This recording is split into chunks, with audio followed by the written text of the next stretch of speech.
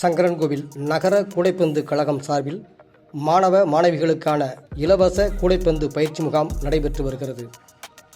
தென்காசி மாவட்டம் சங்கரன்கோவில் நகர கூடைப்பந்து கழகம் சார்பில் மாணவர்களுக்கான கோடைகால இலவச கூடைப்பந்து பயிற்சி முகாம் கடந்த 2ஆம் தேதி தொடங்கி நடைபெற்று வருகிறது.